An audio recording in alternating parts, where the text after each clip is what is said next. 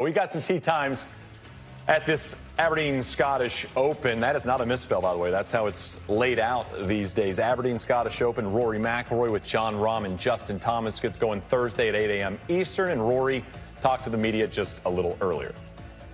I think the longer the club gets, the more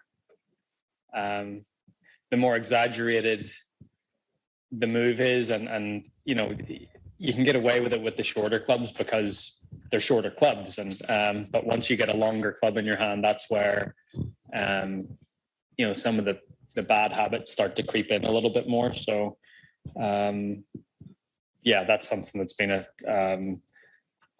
a area of that I've worked on over the past couple of days, and it feels it feels better. I drove the ball much better yesterday for 9 holes, and then today in the Pro-Am as well. So that was encouraging. Rory, you've played lots of golf in challenging conditions in Scotland. You could play 8 rounds here in benign conditions. Do you feel sorry for the people that, you know, the course was really firm and fast last week, and Mother Nature's taken that away? Yeah, a little bit. It would have been great to play it fast and firm, and but again, it's, you know, it's just so out of anyone's control. You know, you can't control what the weather does, and you can't, you know, this is a wonderful week to have the Scottish Open, and it's a wonderful venue. You know, everything is so easy. You know, I'm staying in the clubhouse this week, and the gym's right here, and the practice facilities. I mean, it's a great, you know, with one eye towards next week as well. It's a great week to, you know, to spend here and to work on your game and to play. And I mean, all anyone asks of themselves is to give themselves a chance on Sunday. That's it. So, you know, the only way you can win is to give yourself a chance, and I give myself a chance. I was right there on Sunday, made my best swing of the week, probably on the 11th hole, and ended up making bogey from it with a bad 3-putt.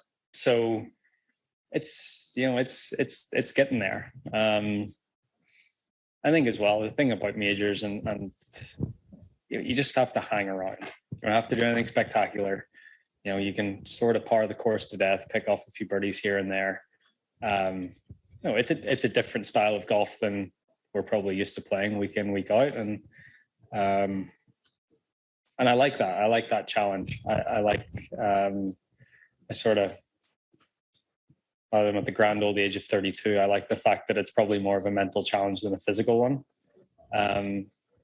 because I feel like I can use my experience to hang in there.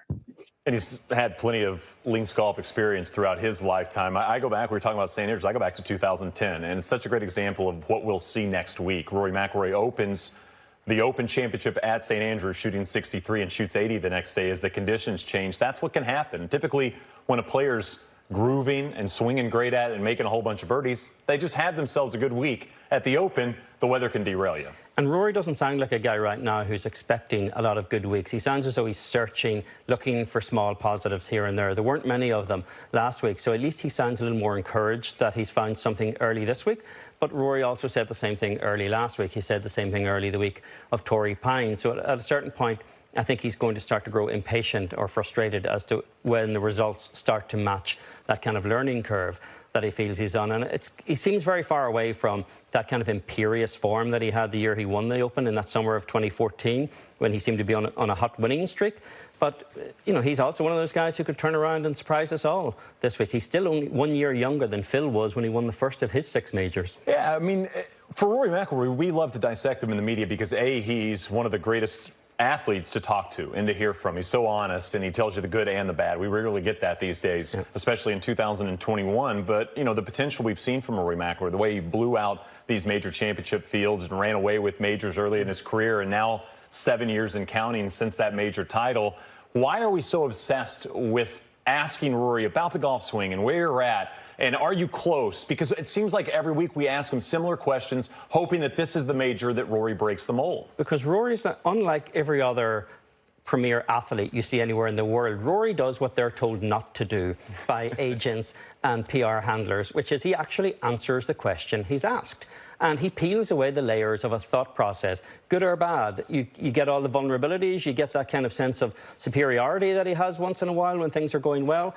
compare that to Tiger, who kind of put everyone on lockdown for years. He would answer the questions in a very rote manner. He wasn't giving away any strength or any weakness. He let his clubs do that. Rory actually let you inside. Be interesting to see what he does this week, headed into next week. You know, I mean, he needs. I think momentum is huge for Rory McIlroy, and I think finding a little thing, finding it with the driver, finding it with the putter, finding something that could take him to next week is just going to be so huge, because, as you said it, this is a guy that plays on confidence, and if he's confident going into the Open Championship, maybe he has a chance. If he sounds like this guy right now, I don't like his chances at Royal St. George's. No, even though, you know, it was a Northern Irish winner and a surprise one at that. The last time we were at Royal St. George's with Darren Clarke in 2011, there are a lot of guys searching for something right now. Some of them are in Illinois, and most of them seem to be in East Lothian or making their way there right now. When you look at a guy like, say, Ricky Fowler, who tied 5th the last time the Open was at St. George's, this has got to be one of those kind of passage of time benchmarks for Ricky as well, to try to find something. DJ hasn't been in form really since he won the Masters by 5 last fall. So there's a lot of guys searching for something out there. Rory McIlroy doesn't lack for company right now.